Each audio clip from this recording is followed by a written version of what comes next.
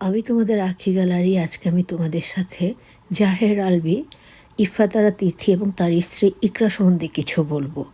আশা করছি প্রত্যেকে ভিডিওর কথাগুলো শুনবে এবং তোমাদের মত অনুযায়ী কমেন্ট করবে। আসসালামু আলাইকুম রহমতুল্লাহ ওবারাকাতুহ। আসলে কীভাবে শুরু করবো ঠিক বুঝতে পারছি না। আর একটা কথা বলে রাখি, পারলে ভিডিওটা শেয়ার করবে।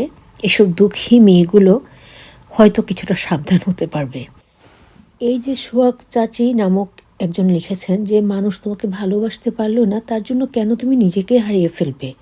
এটা তার ব্যর্থতা, তোমার নয়। আমি এটাতে 100% মত প্রকাশ করছি। মেয়েটা কত দুঃখ নিয়ে না মরেছে, আর আমিও একজন মেয়ে। সেই জায়গায় থেকে মেয়েদেরকে আমি কিছু বলতে চাই, তোমাদের যদি ভালোবাসতেই হয়, তোমরা যারা বিবাহিত না তাদেরকে ভালোবাসো। একটা বার ভাবো, একটা বিবাহিত পুরুষকে ভালোবাসলে তার সংসার যে স্ত্রীটা থাকে, বিশেষ করে যেসব স্ত্রীরা স্বামীকে অনেক ভালোবাসেন এবং তাদের জীবনটা স্বামীদের জন্য একবারে নিবেদন করে দিতে চান এবং স্বামীদের জন্য তারা সর্বসময় সব কিছু ত্যাগ করে থাকেন, বিশেষ করে সেই সব স্ত্রীগুলো, তাদের জন্য কতটা কষ্টের এই কাজগুলো। তাই মেয়েদের উদ্দেশ্যে বলছি, শুধু বিথি না, ইফাতারা বিথি তিনি না, সবার উদ্দেশ্যে বলছি, তোমরা কোনো বিবাহিত পুরুষকে ভালোবেসো না। একটা ঘরে এভাবে তোমরা একেবারে গজবের আগুন ঢুকিয়ে দিও না। কারণ যেই মেয়েটা বা যেই বউটা তার স্বামীকে ভালোবাসে, তোমরা যদি কোনো বিবাহিত পুরুষকে ভালো না বাসো, তাদেরকে যদি অ্যাভয়েড করো, তাহলে তারা বাধ্য হবে ঘরে তার স্ত্রীদের কাছে ফিরে আসার জন্য। কারণ তখন তারা কোনো পথ খুঁজে পাবে না। যদিও সব কিছু আল্লাহ পাকেরই হুকুম, তার হুকুম ছাড়া গাছের পাতাও নড়ে না। কিন্তু এই যে মেয়েটা ইকরা, সেও যতটুকু আমি জানি, সে শিক্ষিত একটা মেয়ে এবং বড়লোক ঘরের মেয়ে। আর আলভী, জাহের আলভী, তার প্রথম করা নাটক বোধহয় ভিলেজ প্রজেক্ট থেকেই তার আগমন।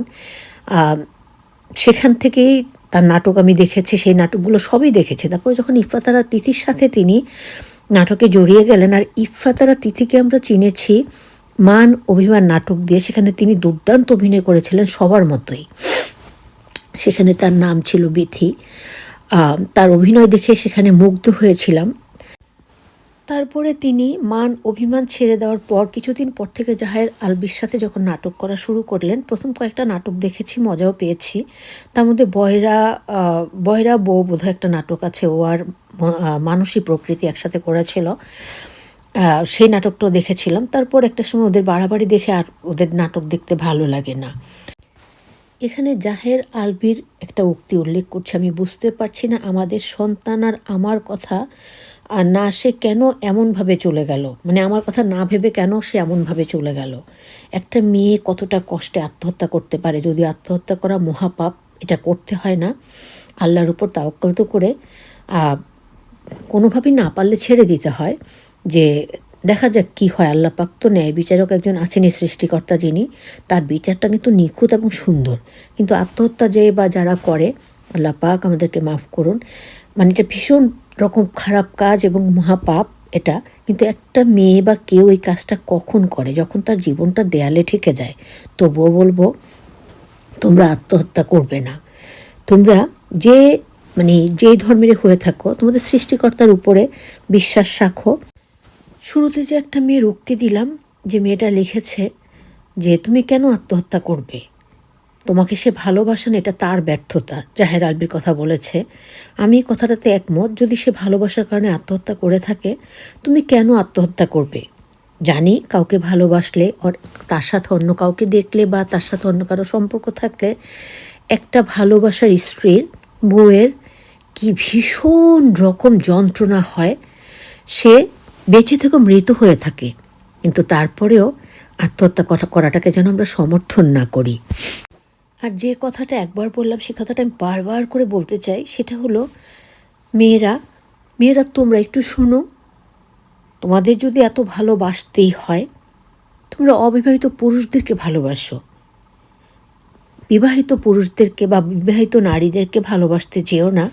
কারণ এতে করে আসলে একটা সংসার, একটা জীবন, হয়তো পুরোটা সংসার, তার সাথে এই যে জাহের আলভীর ছোট্ট একটা বাবু আছে, জাহের আলবি হয়তো বা সুখেই কাটিয়ে দেবেন তার জীবনটা, কিন্তু সেই ছোট্ট বাচ্চাটা আর কি কখনো মায়ের ভালোবাসা পাবে?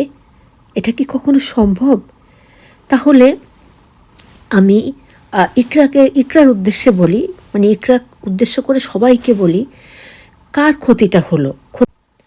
ভাবো তো তোমরা একবার, এই যে ছোট্ট বাচ্চাটাকে রেখে ইকরা ওপারে পাড়ি জমালো, সেই বাচ্চাটা অনিশ্চিত একটা ভবিষ্যৎ পেল।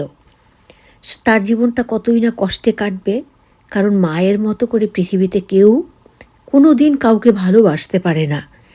সন্তানকে তো নাই, একজন সন্তানই তার মায়ের নারী ছেঁড়া ধন থাকে, তাকে ভালোবেসে অনেক নারীরাই আছেন জীবনে কিছুই পাচ্ছেন না বা পাননি বা পাওয়ার সেরকম রাস্তাও দেখছেন না, তারপরেও তাদের সন্তানদের ভবিষ্যৎ চিন্তা করে, সন্তানদের সুচিন্তা করে যে সন্তান ভালো থাকবে, সন্তান ভালো থাকুক। একটা মেয়ে মানুষ হয়তো তার পুরোটা জীবনই বিসর্জন দিয়ে দেন তার সন্তানের জন্য, তবু তিনি আত্মহত্যার পথ বেছে নেন না।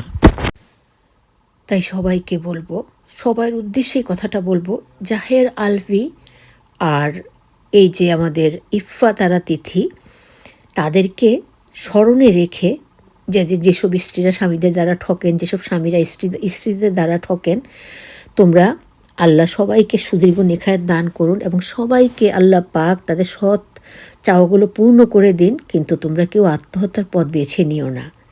এটা আল্লাহ পাক একদম পছন্দ করেন না। আর কিছু বলার নেই, কিন্তু আসলে কলিজাটা ফেটে যাচ্ছে। পোস্টগুলো তোমরা খুব সহজে পেয়ে যাও, কিন্তু তোমরা কি জানো এই পোস্টগুলো করতে গিয়ে কতবার কেটে ফেলতে হয়, কতবার ভিতরে আঘাত অনুভব করি, কতবার কষ্ট অনুভব করি, আবার কেটে দিয়ে আবার নতুন করে তৈরি করার চেষ্টা করি। এগুলো কিন্তু করা এত সহজ ব্যাপার না। যাই হোক, সবাই ভালো থাকবে, সবার জন্য সবসময় মতো অনেক দোয়া এবং অনেক ভালোবাসা আমাদের জন্য দোয়া করবে। আসসালামু আলাইকুম ওয়া রাহমাতুল্লাহি ওয়া বারাকাতুহু। আল্লাহ হাফেজ।